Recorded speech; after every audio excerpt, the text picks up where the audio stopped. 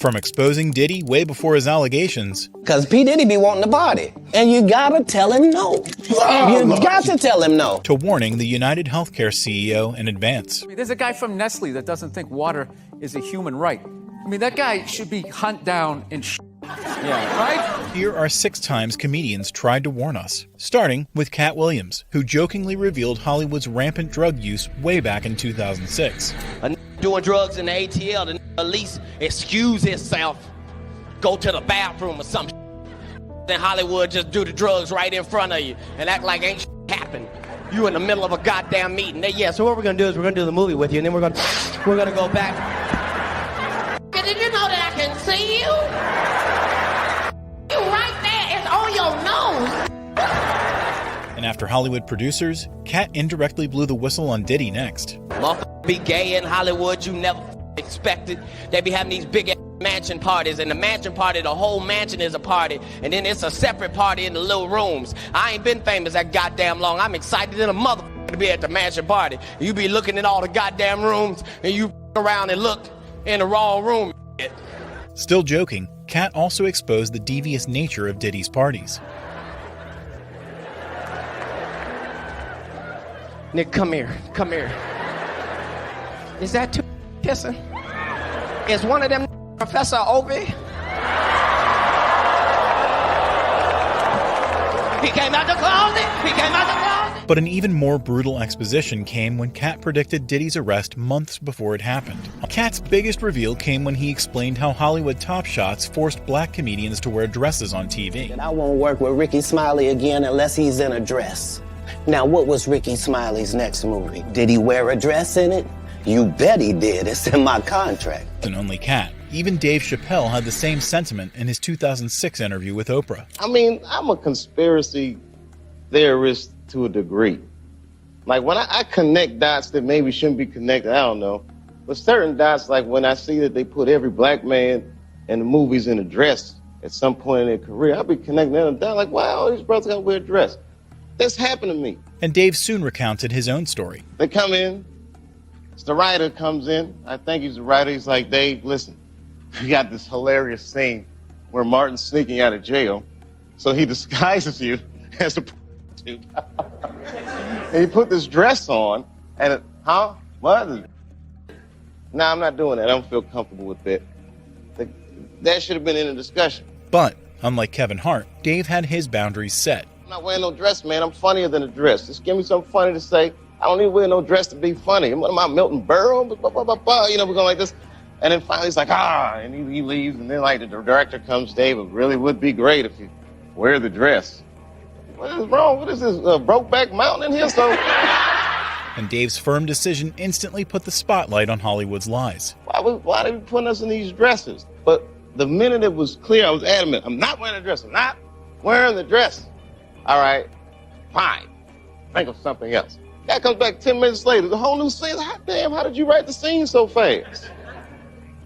You know, it's like, so you gotta take a stand. And just like how he warned about Hollywood this time, Dave also had a premonition about cop brutality against black people. Sometimes we want to call them too. Somebody broke into my house once. It's a good time to call them, but I don't. House is too nice. It ain't a real nice house, but they never believe I lived in it. He's still here. Oh my God.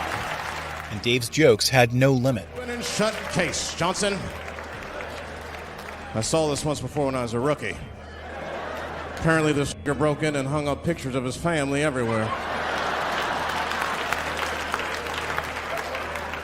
Well, let's sprinkle some crack on him and get out of here.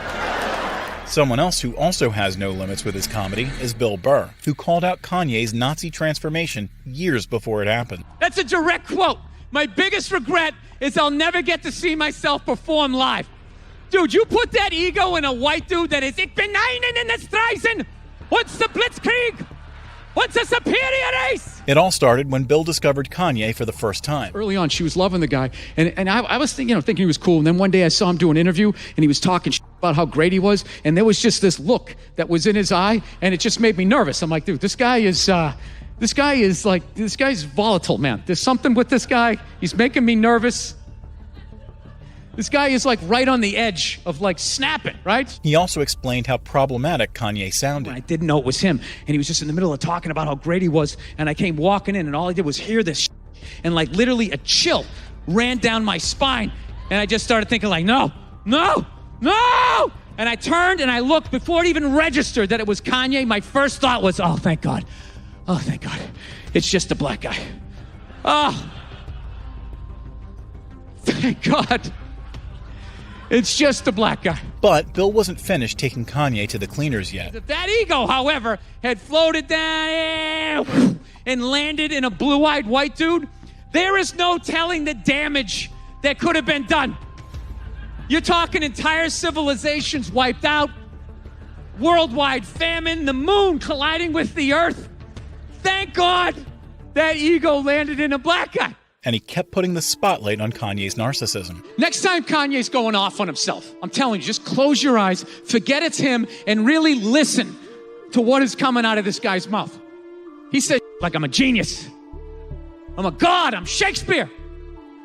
My biggest regret is I'll never get to see myself perform live. That's a direct quote. Finishing up, Bill dropped one last truth bomb. Dude, you put that ego in a white dude that is Ich bin einen in der Streisen. What's the Blitzkrieg? What's a superior race? Vienna will return to Deutschland first.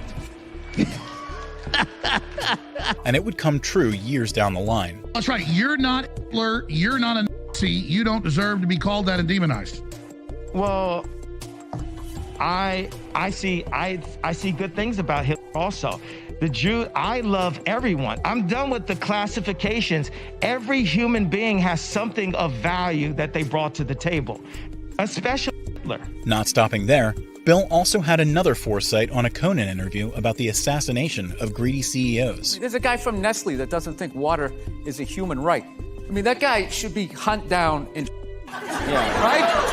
And they're going to sit and just talk about all the, I don't know what they're talking about. Yeah, we got to get America back to work. It's like, dude, this guy wants to own the rain. Can we do something about this guy? He works at Nestle. You're supposed to be happy. And Bill had no plans to hold back his opinion. This guy's like going, well, people are running out of water. What if we owned all the water and we kept it under our place? And in the future, when everybody's... That's how I picture the guy talking. I want to own the water. I want to have it underneath my house. And just, I'll come to the door in a robe, slightly ajar. Just like Bill warned everyone that CEOs have it coming, Shane Gillis also jokingly warned everyone that Drake likes him young. First of all, R. Kelly's missing, dude.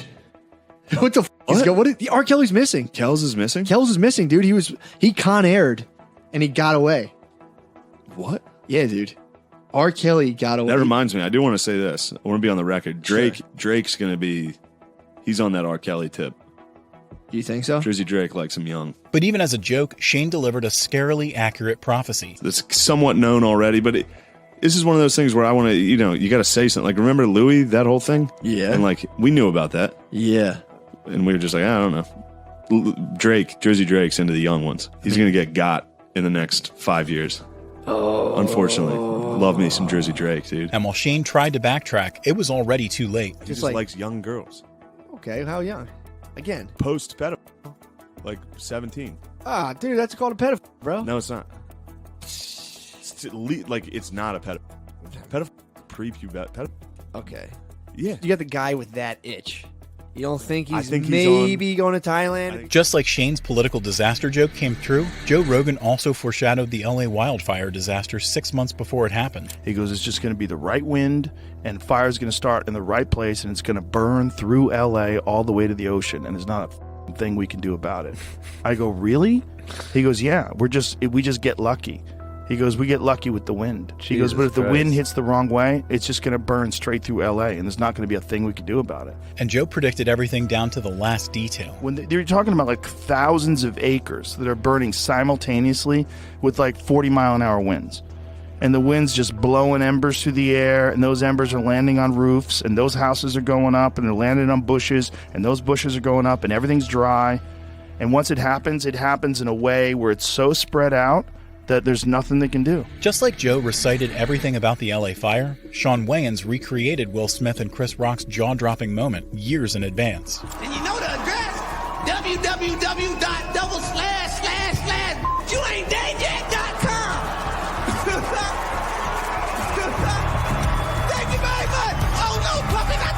It all started when Sean hosted MTV's awards, parodying as Chris Rock. Well, check your self-esteem at the door, because the rudest comic in show business is back. Give it up for Chris Rock.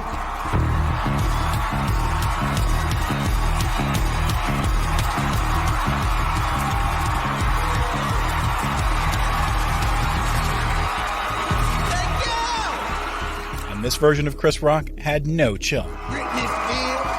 Boy, I look like white team 99 up in this. Britney Spears got her new album out, her new song. Oops, I did it again. Oops, she did it again. She did it again, y'all. What the did you do the first time? But as if Britney Spears wasn't enough, Sean also took shots at P. Diddy. And how could you mention rap without talking about my man P. Diddy?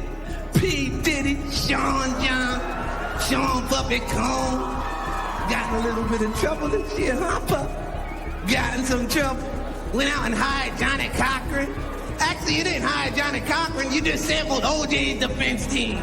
But what happened next could only be described as a 1 in a million coincidence. Speaking of OJ, OJ's in the news again, trying to make a comeback, promoting his new website. And you know the address?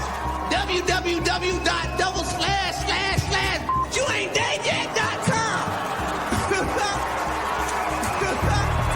Thank you very much. Oh no, puppy, not. And it just goes to show that comedians can make scary premonitions before anyone else sees the signs.